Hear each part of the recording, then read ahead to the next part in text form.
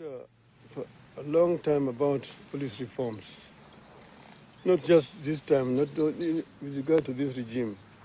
In the regime before it, even one before that other regime. I've said that, we inherited a colonial police force. And as you know, the colonialism was meant to rule the natives.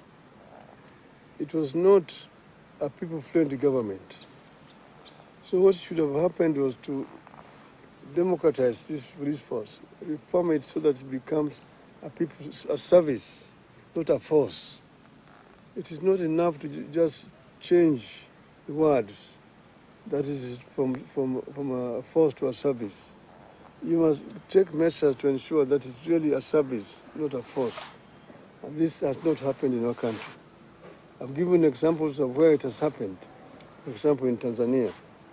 And you see a police force which is people friendly and also not trigger happy. About the minister you're talking about, I said it was totally out of order.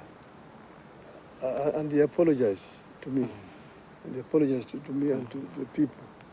And he said the day before yesterday that police should handle people with care. So, yeah. Okay.